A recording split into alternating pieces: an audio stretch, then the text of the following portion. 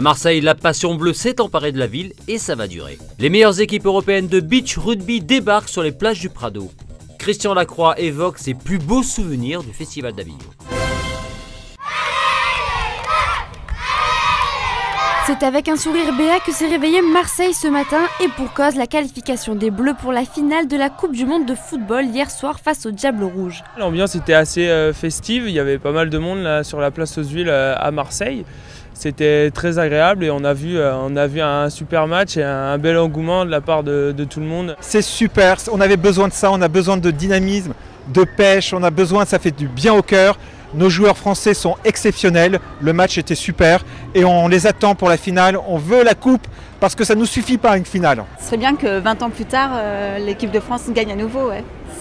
C'est une belle équipe. Je ne suis pas allé sur le Vieux-Port, tout ça, mais de ce que j'ai vu sur Snap, sur Insta, ça avait l'air d'être le feu. Moi, j'ai pas connu 98 et la liesse de 98, donc si je peux la connaître en 2018, c'est que du bonus. L'engouement était total à la fin du match, encore plus fort que celui suscité par une victoire de l'Olympique de Marseille. Un match de l'OM, ça met en jeu que des intérêts qui sont très locaux.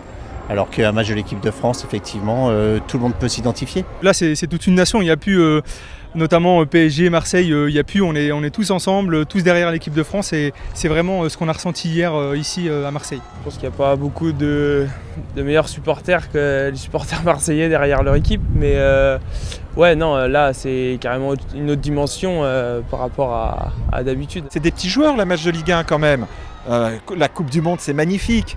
C'est tous les pays du monde, c'est des équipes qu'on voit rarement s'affronter, donc c'est vraiment magnifique. En attendant la finale, les Français seront ce soir devant le match Angleterre-Croatie pour connaître l'adversaire des Bleus dimanche. Ce week-end, le beach rugby revient sur les plages du Prado pour une 18e édition. Pendant 3 jours, les meilleures équipes européennes vont venir s'affronter sur le sable pour une compétition qui s'annonce épique.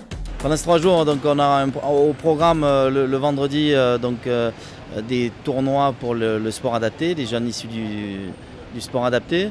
Et puis le soir, en fin d'après-midi, on aura le tournoi des entreprises, des partenaires et de la presse qui va avoir lieu jusqu'à la tombée de la nuit.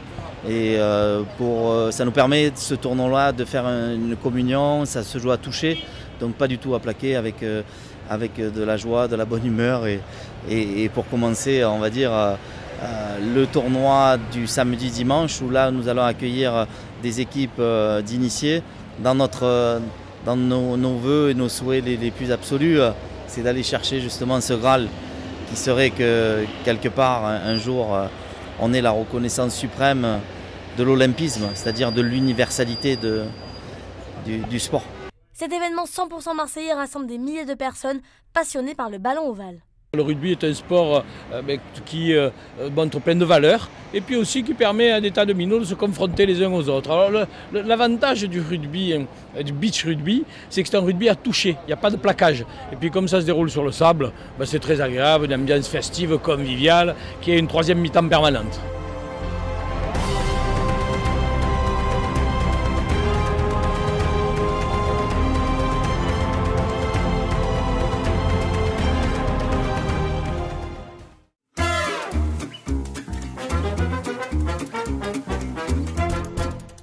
Dans ce JT des festivals, partons à Orange, dans le Vaucluse, à la rencontre du président des chorégies d'Orange, où sera jouée lundi prochain la flûte enchantée. Quand on joue la flûte enchantée dans la chorégraphie de Maurice Béjart, c'est un spectacle pour les ballettomanes, mais c'est également pour le grand public qui va voir une œuvre véritablement merveilleuse. Et ça, c'est vrai pour tous les opéras présentés. Chacun a une part de sourire et une part de grand spectacle qui convient, me semble-t-il, j'espère, parfaitement bien au théâtre antique. Les Chorégies d'Orange sont un festival qui fêtera son 150e anniversaire l'année prochaine. Mais c'est un lieu dans lequel on fait du théâtre depuis 2000 ans, puisque les Romains ont construit ce théâtre pour y faire justement de l'art dramatique, des chants, des danses. Et c'est ça qui perdure ici, et c'est ça qui fait le prix d'être présent à ce festival. À Avignon, Christian Lacroix propose une exposition incroyable autour des œuvres des musées avignonnais nommée Mirabilis au cœur du Palais des Papes. L'occasion pour nous de revenir avec lui sur ses plus beaux souvenirs du Festival d'Avignon. Alors c'est Maya Plisetskaya qui est une danseuse qui est morte aujourd'hui, mais qui était une grande danseuse étoile des années 50-60 et qui avait dansé La mort du cygne dans la cour d'honneur. Et il s'était mis à tomber, mais plus que des trombes d'eau. C'est-à-dire que le costume donc de cygne, avec les plumes, était collé comme ça. Et ça n'avait rien de ridicule. Et surtout, elle avait un mouvement de bras pour la mort du cygne qui est inimitable. Et jamais j'ai vu, personne ne pensait à ouvrir un parapluie, personne ne pensait à partir. Tout le monde était trempé comme des soupes et tout le monde restait assis bouche bée. Et ça a été un tonnerre d'applaudissements, des rappels qui ont duré pendant 10 minutes, un quart d'heure. Et après on s'est dit, tiens, il pleut, on était déjà tous trempés, mais voilà. Et il paraît qu'enfant, j'ai vu Gérard Philippe dans le CID, mais ça, je dirais pas que...